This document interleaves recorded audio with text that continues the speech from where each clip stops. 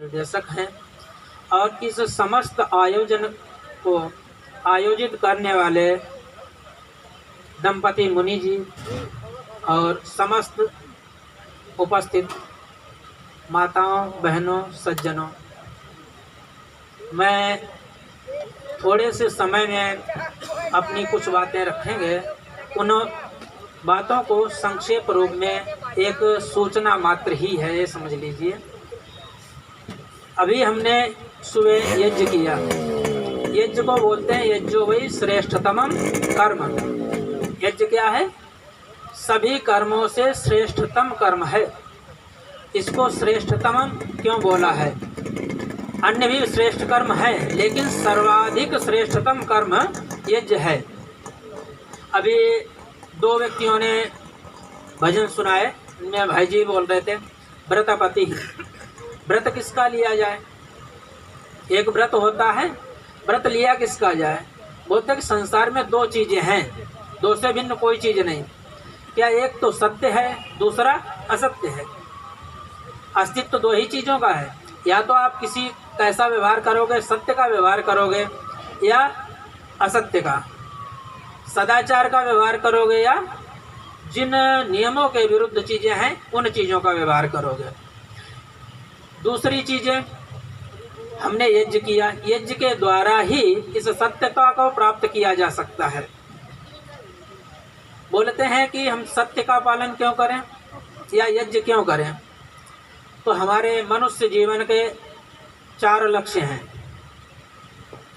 लक्ष्य तो वस्तुतः एक ही है, लेकिन इस जीवन में हम उन 4 चीजों को अर्जित करना चाहते हैं। सर्वप्रथम धर्म है, उसके बाद अर्थ का नंबर आता है, काम है, फिर मोक्ष है। इनको हम क्रमशः प्राप्त करना चाहते हैं। एक साथ चारों चीजें अब आप लोगों को प्राप्त नहीं हो सकती। मनुष्य का जन्म हुआ है तो हम जन्म लेते ही मनुष्य तो बन गए हैं, पर मनुष्यत्व से देवत्व, देवत्व से ऋषित्व और ऋषित्व को प्राप्त कर कर हम मोक्ष, जो अंतिम लक्ष्य है, उसको कैसे अर्जित करें? सर्वप्रथम हमारा कर्तव्य क्या है? धर्म का पालन करना। धर्म का पालन करते हुए हम संसार के व्यवहारों को करते हुए मुक्ति तक की यात्रा को किस प्रकार से संपादित करें? बोलते हैं सत्यम वही देवा अनृतम वही मनुष्य। हम लोग मनुष्य हैं तो मनुष्य उचित व्यवहार में अनृत का व्यवहार हम बहुत करते हैं। जब तक हम इस अनृत का व्यवहार करते हैं, असत्य का व्यवहार करते हैं, तब तक हम देवत्व को प्राप्त नहीं हो सकते हैं। देवत्व को प्राप्त करने के लिए एक तो साधन सभी ने स्वीकार किया है, सभी शास्त्रों ने, सभी ग्रंथों में, और हमारा जो संप्रदाय है, जिसको हम संप्रदाय एक तरह से बोल दें, जिसको हिंदू संप्रदाय वर्तमान में बोलते हैं। वस्तुतः धर्म तो वैदिक है, लेकिन जो संप्रदाय हिंदुओं से जितने भी संबंधित हैं, सभी में यज्ञ को का किसी ने विरोध नहीं किया है। अग्निहोत्र भले इतना कर दिया सीमित कि अमुक व्यक्ति को करना चाहिए, अमुक व्यक्ति पर प्रतिबंध लगा दिया, लेकिन यज्ञ को सभी व्यक्ति मानते हैं। वस्तुतः एक बात यहाँ पर रखना चाहूँगा कि यज्ञ का अधिकार सभी को है। जो मना करते हैं कि स्त्रियों को नहीं करना चाहिए, अमुक अमुक वर्ण को नहीं करना चाहिए, अमुक वर्ण ही केवल करे, तो ये असत्य है। क्यों? क्योंकि ईश्वर की दी हुई जितनी भी चीजें हैं, जितने भी पदार्थ संसार में हैं, वो सर्व सामान्य के लिए हैं। आप में या किसी वर्णस्थ व्यक्ति में कोई भी भेद नहीं किया है। एक तो बाहरी चीजें हैं, जो बाहरी चीजों का हम उपयोग लेते हैं, उनमें सर्वसे उपयुक्त चीज क्या है? वायु है, ऑक्सीजन जिसको बोल देते हैं, जल है, पृथ्वी है, अग्नि है, सूर्य का प्रकाश है, आकाश है। ये शाश्वत चीजें हैं। इन पर किसी व्यक्ति का आधिपत्य नहीं है। ये कह दिया जाए अमुक व्यक्ति को ये मिलना चाहिए, अमुक व्यक्ति को नहीं मिलना चाहिए, क्यों? इस पर किसी का आधिपत्य नहीं है।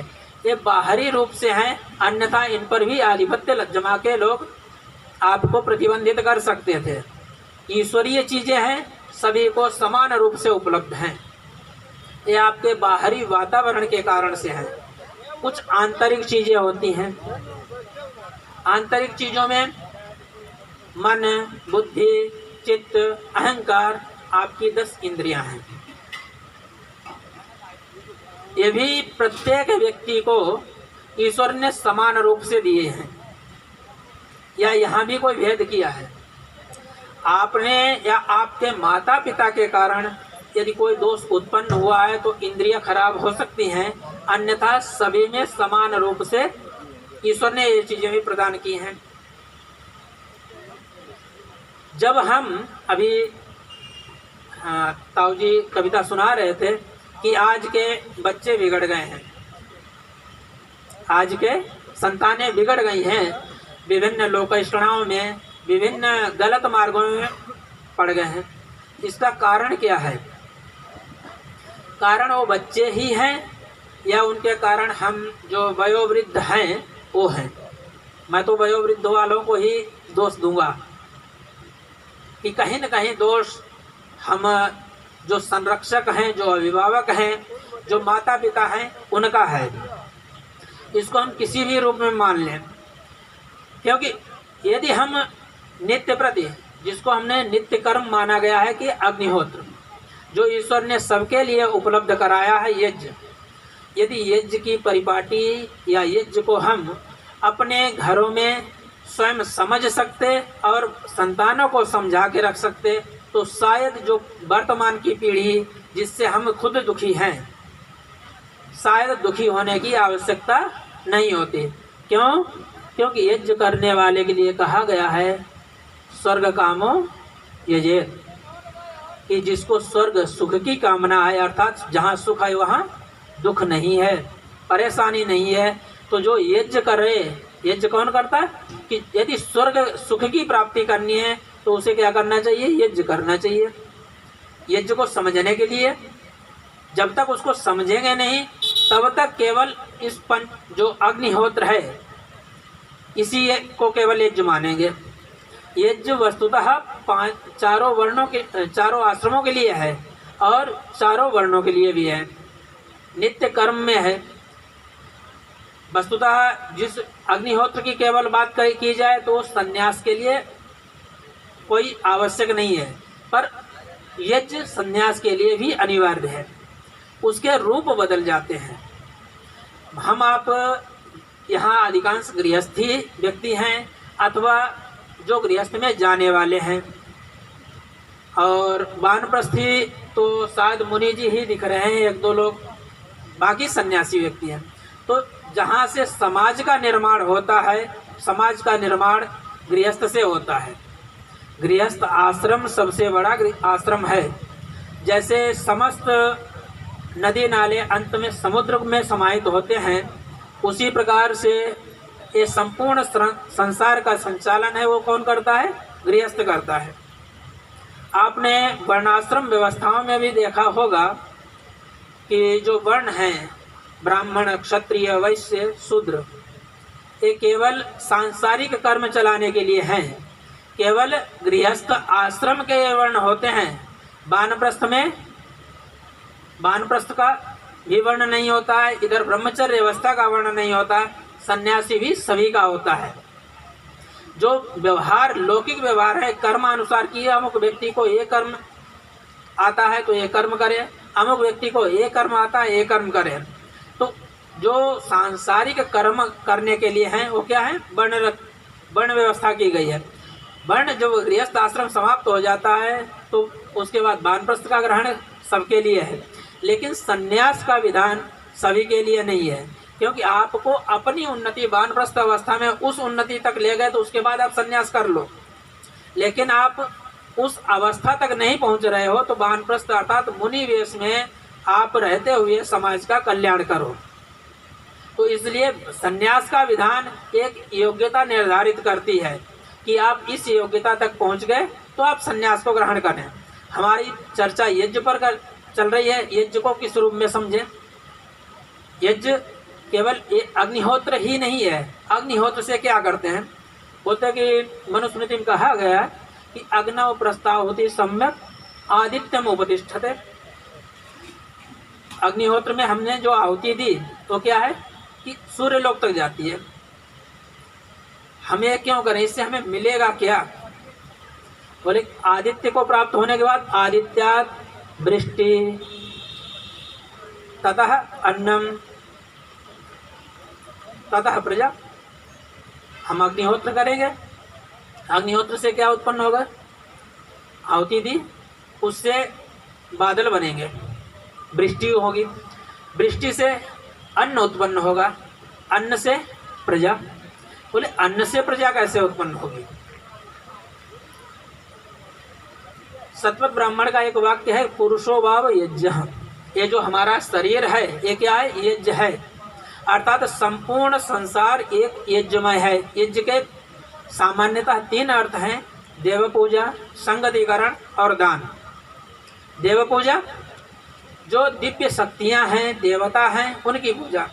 देवता 2 प्रकार के बताए गए हैं, एक जड़ देवता, दूसरे चेतन देवता। चेतन देवता में हम सभी लोग आते हैं और जड़ देवता में बोलते हैं 33 कोटि। 33 कोटि का मतलब 33 प्रकार के। उसमें जो बाहरी, जिनके कारण हमारे शरीर का अस्तित्व है, अर्थात हमारा शरीर जिनके कारण निवास कर पा रहा है, उनको गिना गया है। वो 8 वसु हैं। उसमें पृथ्वी है, अग्नि है, वायु है, नक्षत्र है, द्युलोक है, सूर्य है, चंद्रमा है। उसके बाद 10 रुद्र गिने हैं। 10 रुद्र क्या है? जो हमारे शरीर में प्राण है, अथवा आप इंद्रियों को मान लें, जिसके कारण से हमारा शरीर संचलित होता है। 11 10 रुद्र। उसके बाद 12 आदित्य हैं। 12 आदित्यों में जो महीने हैं, बोले जो महीनों के नाम आदित्य क्यों हैं? बोलते हैं कि जो हम आहुति देते हैं या ऋतु में परिवर्तन होती है और सूर्य के कारण परिवर्तन होता है। हर मास को भी आप ऋतु मान सकते हैं और वस्तुतः मोटे तौर पर गिनते हैं 3 ऋतुएं होती हैं, सर्दी, गर्मी, बरसात। दूसरे परिप्रेक्ष्य में 6 ऋतुएं होती हैं, जिसको हम 2-2 मास की बोलते हैं कि बसंत से लेकर वसंत, गर्मी, ग्रीष्म, वर्षा, शरद, हेमंत और शिशिर। ये 2-2 मास की होती हैं। ये जो हमें कब कब करना चाहिए, अभी जो हमारे संचालक महोदय थे, इन्होंने एक वाक्य बोला था कि पर्व होते हैं। पर्व क्या होता है? एक दूसरे को जोड़ते हैं, उनको पर्व बोलते हैं। जिस प्रकार से हमारे अंगों में ये जोड़, इनको भी पर्व बोलते हैं, क्योंकि एक दूसरे से जोड़ते हैं, हमें वृद्धि को प्राप्त कराते हैं। उसी प्रकार से जब मास में अमावस्या पूर्णिमा आती है, वो भी पर्व हैं, क्योंकि मास की 2 अवस्थाओं का अमावस्या पूर्णिमा एक साथ जोड़ के मास तक प्राप्ति कराते हैं। महीने ऋतुओं को प्राप्ति कराते हैं, ऋतुएं वर्ष को प्राप्ति कराते हैं, वर्ष आपको आदित्य की प्राप्ति कराते हैं। आदित्य से इस संपूर्ण सृष्टि का संचालन होता है। आप यजुर्वेद के 39वें अध्याय का स्वाध्याय करेंगे तो वहाँ आप एक स्वामी दयानंद जी के व्याख्या में आप देखेंगे कि व्यक्ति जब मृत्यु को प्राप्त होता है तो विभिन्न चीज़ों से, विभिन्न वायु से, आकाश या चंद्रमा से होते हुए सूर्य तक जाता है। सूर्य कौन से? आदित्य लोक तक जाता है। वहाँ के बाद में चंद्रमा आदि और बादलों के द्वारा वृष्टि होकर औषधियों के द्वारा मनुष्य शरीर, मनुष्य या जिस योनि का शरीर प्राप्त होना होता है उस योनि में जाकर वो जन्म लेता है। तो जो हमारे इस संसार का चक्र है उसको चलाने वाला कौन है? आदित्य है। ईश्वर जिस प्रकार से हमारे आज यज्ञ के ब्रह्मा स्वामी यशस्पति जी हैं, उस प्रकार से ईश्वर इस संपूर्ण जगत का ब्रह्मा है, संरक्षक है, देखने वाला है। उसने एक व्यवस्था बना दी, उस व्यवस्था के द्वारा ये संपूर्ण संसार चल रहा है। आपके पास सूक्ष्म शरीर दे दिया जिसमें 16-17 पदार्थ हैं, जिसके अंतर्गत आपके संपूर्ण इंद्रियां आ गईं। मन बुद्धि चित्त अहंकार आ गया, जिसके आधार पर ही आपके पूरे जीवात्मा का संचरण गति होती है। जब हम यहाँ यज्ञ करते हैं, उस यज्ञ से हम आदित्य तक की आहुति देते हैं, उससे वृष्टि होती है, वृष्टि से अन्न उत्पन्न होता है, अन्न से जिस प्रकार से हम अन्न का भक्षण करते हैं, उस अन्न से हमारा वीर्य बनता है, वीर्य से संतान की उत्पत्ति होती है। अब दोष देखना कहाँ पर है, ये चीज़ें आपको जाननी इसलिए अनिवार्य थी ताकि आप आगे वाली चीज़ों में सुधार किस प्रकार से कर सकें, उस चीज़ के लिए ये मूलभूत चीज़ें हैं। यज्ञ केवल यही नहीं, यहाँ से आपका प्रारंभ है, यहाँ से प्रारंभ है। जब उसको हम आध्यात्म में ले जाते हैं, हम शरीर में ले जाते हैं, क्योंकि मैंने यहाँ तो आहुतियाँ दे दी, लेकिन जो कर्तव्य कर्म संकल्प हमने यहाँ लिया, जो यहाँ व्रत धारण किया, उस व्रत का हम नित्य प्रति किस प्रकार से पालन कर सकें, हम कर नहीं पाते हैं। वस्तुतः वहाँ हमें क्या करना चाहिए, नित्य प्रति उन व्रतों का पालन करना चाहिए। हमने यहाँ संकल्प लिया, आचमन किया, आचमन क्या किया, ओम अमृतोपस्तरणमसि स्वाहा, जो जल को हम ग्रहण कर रहे हैं कि हम अमृतमय हो जाएं। अमृतमय किस लिए, कैसे होंगे, उसके बाद अंग स्पर्श कर रहे हैं कि वाक ओम वांग में आसे अस्तु, हमारी वाणी मधुर हो, किस प्रकार से होगी, क्योंकि हम अपने आप को जब तक आचरण में नहीं लाएंगे, केवल मंत्र पाठ से तो होना नहीं। मंत्र पाठ आपको उद्बुद्ध कर रहा है कि आपको उसके प्रति जागरूक कर रहा है। नित्य प्रति ये कर्तव्य इसलिए है कि हम सुबह और शाम नित्य संकल्प लेते रहें कि हम कहीं विचलित तो नहीं हो रहे। संध्या का विधान है आत्मनिरीक्षण, संध्या का मतलब आत्मनिरीक्षण है और ईश्वर का धन्यवाद करना है कि हम प्रातः काल से लेकर शाम तक जो गलत कर्म कर रहे हैं उनका निरीक्षण करें, दोबारा संकल्प करें और ईश्वर से प्रार्थना करें कि हम इस संकल्प में पूर्ण हों। सायंकाल जब हम यज्ञ संध्या करते हैं, उससे रात्रि भर आगे के लिए, सुबह करेंगे तो रात्रि भर में जो दोष किए हैं, उन दोषों का, उन व्यवहारों का पुनः मार्जन के लिए हम नया संकल्प लेते हैं रोज नित्य प्रति। तो हमारे यज्ञ में जो संकल्प का विधान है, वो भी इस बात का द्योतक है कि हम अपने प्रत्येक अवयव, प्रत्येक कर्म में हम संकल्पित रहें, रित के प्रति जागरूक रहें, सत्य के प्रति जागरूक रहें, असत्य का आचरण न करें। जो असत्य का आचरण है वही हमारे इस समाज का, इस राष्ट्र का और हमारी उन्नति का साधन है, जिसको हम स्वर्ग चाहते हैं कि हमारा जीवन स्वर्गमय हो, सुखमय हो, तो उसमें हमारा ये मुख्य व्यवहार है। अब जो सामाजिक ढांचा हम लोगों का है, उसमें क्या हमारा पुरुष क्या है, पूर्वा पुरुष शरीर क्या है, यज्ञमय है। जब हम अपनी संतान का निर्माण कर रहे हैं, सन्यासियों का, गुरुकुल के आचार्यों का, जिन्होंने विवाह नहीं किया है, वो भी संतान का निर्माण कर रहे हैं। संतान का मतलब ये नहीं होता है कि केवल औरत संतान ही हो। संतान का मतलब जो आपकी वंश परंपरा को आगे विस्तार दे। जो माता पिता हैं तो उनके उस परंपरा को पुत्र विस्तार देता है, और गुरुओं की परंपरा को, जो गुरुओं के द्वारा निर्माण किए हुए शिष्य हैं, वो विस्तार को प्राप्त कराते हैं। आप लोगों को आज कुछ समय पहले नहीं आप लोग जानते होंगे, केवल स्वामी सत्यपति जी को जानते होंगे।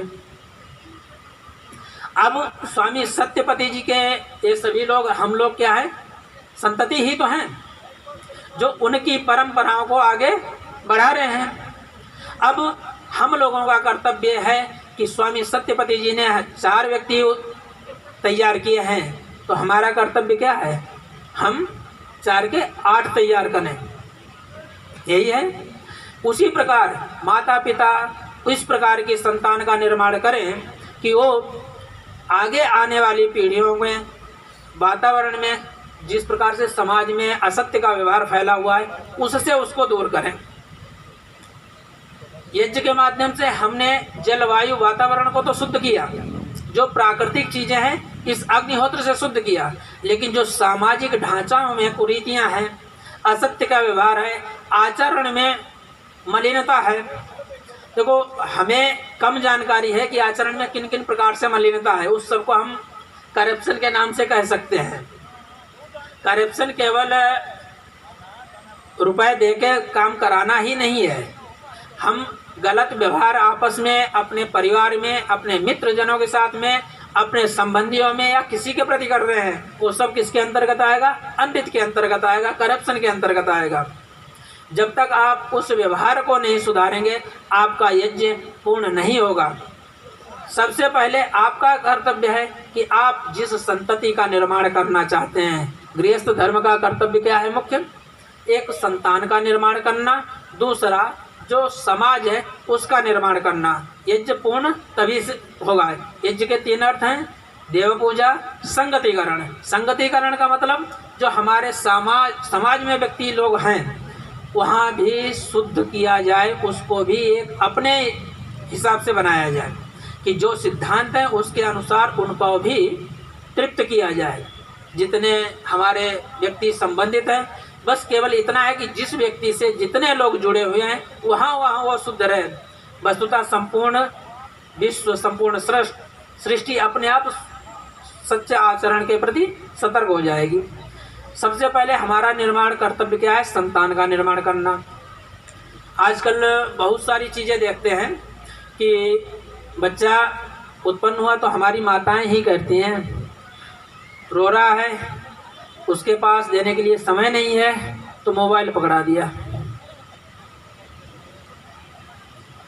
वो उसमें चित्र बचपन अबोध होता है, कुछ भी ध्वनि उत्पन्न हो रही है, उसका मन वहाँ भटक रहा है। फिर धीरे धीरे धीरे धीरे उसकी आदत पड़ जाती है। फिर आप नहीं दोगे, आप सोचना चाहोगे 3-4 साल का हो गया, आप मोबाइल से दूर करके पढ़ाने में लगा दीजिए, वो असंभव चीज़ें हो जाएंगी, क्योंकि आदत तो उसकी लगा दी, आदत उस चीज़ की लगा दी, अब आप छुड़ा नहीं सकते। फिर आप दोस्त लोगे, थोड़ा बड़ा होने के बाद में हमारा बेटा या हमारी बेटी हमारी तो सुनते नहीं। स्वाभाविक चीज़ है, इसमें दोष उनका नहीं है। जैसा निर्माण माता पिताजी करेंगे वैसा ही निर्माण होगा। आप यदि संकल्प ले रहे हैं कि हमारा यज्ञ निर्विघ्न समाप्त हो, संकल्प अग्नि है, यदि व्रत लिया है, ईश्वर से प्रार्थना की है, तो वो संकल्प आपको पूरा करना है। आपने संतान तो उत्पन्न की, लेकिन संतान के जो संस्कार 16 संस्कार बताए गए हैं, मनुष्य जीवन के कितने संस्कार हैं? 16 संस्कार हैं। कुछ संस्कार गर्भस्थ अवस्था के हैं, कुछ जो गर्भाधान प्रथम संस्कार है उससे पहले ही आपको पवित्र होना पड़ेगा। जिस प्रकार हम यज्ञ में बैठते हैं, वहाँ क्या करते हैं? नहा धो के शुद्ध पवित्र एकाग्रचित्त होकर आते हैं। उसी प्रकार गृहस्थ में यदि व्यक्ति जा रहा है तो वहाँ क्या करना है कि हम पवित्र मन से जाएं। आपका लक्ष्य है भावी संतति को, भावी समाज का निर्माण गृहस्थ का धर्म है। लेकिन क्या करते हैं? गृहस्थ में जाते हैं, लेकिन वो विचार, वो भावनाएं, वो यज्ञ हमने परिवारों में नहीं रखे। यदि हमने अपने परिवारों में संस्कार, यज्ञीय प्रक्रिया यदि संचालित की होती तो हमें ये नहीं कहना पड़ता कि हमारी युवा पीढ़ी बिगड़ रही है। आप ये समझिए, आपने यदि संस्कार दिए हैं तो आपको एक सामान्य उदाहरण देता हूँ। जिस समय मोबाइल नहीं थे उस समय भी बच्चे खेलते कूदते थे। गाँवों में अखाड़े आज की अपेक्षा शायद अधिक होते हों, अन्य खेल कूद होते थे, वहाँ बिजी कर देते थे। और वस्तुतः कई बार को परंपराएं ये भी रही कि कोई बच्चा गलत मार्ग पर जा रहा है तो क्या करते थे? उसको अखाड़ा ज्वाइन करा दिया। कुछ नहीं, अखाड़ा करेगा तो कम से कम बुरी आदतों से बच जाएगा, दारू, शराब या नशे आदि का, क्योंकि अखाड़े वाले ध्यान रखते थे इस चीज़ का। आज उन चीज़ों से दूर मोबाइल पर पहुंच गई। परिस्थितियां हम ही डेवलप कर रहे हैं, दोष आने वाली पीढ़ी का नहीं है। आने वाली पीढ़ी को आप जिस मार्ग पर लेके जाएंगे उस मार्ग पर वो चलेगी, और एक बार आदत बनने के बाद में वो छूटनी मुश्किल होती है। जिस प्रकार से देखो, अग्नि संकल्प अग्नि है, अग्नि ऊपर को जाती है। यदि आपने संकल्प पर दृढ़ हैं तो आप उन्नति करेंगे, अन्यथा जल की गति होती है। जल, मान लीजिए कोई समतल जगह है, वहाँ पर आपने एक जगह पर जल डाल दिया और एक बार वो किसी तरह एक तरफ को चल दिया, सूखने के बाद में दोबारा आप वहीं पर जल डालेंगे तो उसी दिशा को जाएगा। आप वहाँ एक जब दूसरी दिशा में ले जाना है तो आपको कोई मजबूत बंध लगाना पड़ेगा, दृढ़ बंध लगाना पड़ेगा और दृढ़ संकल्प युक्त हो, तब तो आप उसको बढ़ा सकते हो। उसके साथ में सुधार यदि किसी का करना है तो आप उसको नित्य प्रति अपना संरक्षण देना पड़ेगा, उसके साथ दिनचर्या आपको अपनी करनी पड़ेगी। इस चीज़ को यदि आप उदाहरण रूप में देखना चाहते हैं तो गुरुकुलों में देखिए, आचार्य का जीवन सामान्य नहीं होता है। यदि ब्रह्मचारी के विद्यार्थी की दिनचर्या यज्ञ की है, उठने की है, या व्यायाम करने की है, या भ्रमण करने की है, या भोजन करने की है, आप ये समझिए आचार्य को साथ में चलना पड़ता है। आप कह दो कि आचार्य है वो तो कमरे में बैठा रहे, विद्यार्थियों का निर्माण कभी नहीं हो सकता। आपके पास में ही सुंदरपुर कुटिया है, आप लोग बहुत लोग जाते होंगे, भोजन का समय हो तो आचार्य वहाँ उपस्थित है, अध्ययन का समय हो तो आचार्य उपस्थित है, यज्ञ का समय हो तो आचार्य उपस्थित है। आचार्य के पास अतिरिक्त समय नहीं होता वहाँ उन दिनचर्याओं से अतिरिक्त, क्योंकि उसको उस यज्ञ कर्म को संपन्न करना है जो यज्ञ संसार को सुखमय बनाता है, जिससे इस संसार को स्वर्गमय बनाना है। उसी प्रकार लेकिन वो आचार्य जब उस यज्ञ कर्म को करना प्रारंभ करता है जब वो यज्ञ बिगड़ जाता है, क्योंकि आजकल माता पिता उस रूप के नहीं हैं जो हम अपने यज्ञीय भूमि को, यज्ञ बने बनाए संपत्ति को आचार्य को समर्पित कर रहे हों कि इस यज्ञ को आपको विस्तार करना है। तो आचार्य विस्तार आजकल नहीं कर पा रहा है। आचार्य क्या कर पा रहा है? जो यज्ञ है उसी को सतत निरंतर प्रयत्न करके प्रज्वलित रखने का प्रयास कर रहा है। तो आप लोगों का कर्तव्य, यदि आप अपनी भावी पीढ़ियों को बनाना चाहते हैं, एक तो दैनिक यज्ञ जिसको कहते हैं, इसे संगतिकरण होगा। क्यों? आप लोग परिवार वाले हैं, ये बताइए कि अपने संपूर्ण परिवार के साथ एक साथ भोजन कितने बार महीने में करते हो? मैं महीने की बात कर रहा हूँ, नित्य व्रत की बात नहीं कर रहा हूँ। बहुत कम लोग होंगे एक साथ भोजन भी घर पर महीने में कभी कभी करते होंगे। यदि नित्य प्रति केवल कुछ नहीं, आधा घंटा समय लगना है संध्या यज्ञ में, आधा से पौन घंटा, उस समय यदि सभी परिवार के व्यक्ति बैठने लग जाएं तो आधी परिवार की समस्याएं हल हो जाएंगी स्वतः ही। क्योंकि यदि आज शाम को मन एक दूसरे से भिन्न हुए हैं तो सुबह जब बैठेंगे तो कुछ तो चर्चा होगी। तो जो कोई उठा रहे थे बात को कि हमारे परिवार टूट रहे हैं, तो आप संगतिकरण नहीं करेंगे तो अवश्य टूटेंगे। इसमें दोष आपका ही है, किसी अन्य का नहीं है। हम कह देते हैं कि हमारा धर्म कमज़ोर हो रहा, हमारा धर्म कमज़ोर नहीं है, हम स्वयं कमज़ोर हो रहे इसलिए कमज़ोर हो रहा है। हमारी सभ्यताएं टूट रही हैं क्योंकि हम तोड़ रहे हैं। तो हमारा सबका कर्तव्य तभी पूर्ण होगा, बाहरी देवताओं को आप संतुष्ट कर लेते हैं, बाहरी पर्यावरण को शुद्ध कर लेते हैं जो प्राकृतिक है, नेचर है, क्योंकि उसको ईश्वर भी शुद्ध कर रहा है। यदि आप कुछ दिन पर्यावरण प्रदूषण करना बंद कर दें तो सूर्य रूपी जो अग्निहोत्र है, जो ईश्वर अग्निहोत्र कर रहा है, वो अपने आप शुद्ध कर जाएगा। लेकिन इस समाज को शुद्ध करने का दायित्व तो आपको है। आपका यज्ञ क्या है? आपने उस यज्ञ को प्रज्वलित की है, अग्नि प्रज्वलित की है कि इसके द्वारा, उस अपनी संतति के द्वारा। यदि उस संतति का संरक्षण आप नहीं करेंगे तो ये गिने चुने आचार्य कुछ नहीं कर सकते हैं। ये केवल यदि आपने इनके पास पहुंचा दिया तो केवल उसको उसी रूप में मेंटेन कर सकते हैं। लेकिन यदि आपने उसको स्वतः प्रारंभ किया है अधिक उत्तम रीति से, तो ये उसको बहुत बड़ा यज्ञ बना सकते हैं, यज्ञ से महायज्ञ बना सकते हैं, सत्र बना सकते हैं। उसी जिसको हम राष्ट्र के संकल्पना के रूप में कह सकते हैं, स्वर्ग के रूप में कह सकते हैं। हमारा समाज, हमारा राष्ट्र तभी स्वर्ग को प्राप्त होगा, तभी हम स्वर्ग में सुख में जीवन व्यतीत करेंगे। मैं इति अपने शब्दों को विराम देता हूँ। इति ओम सम।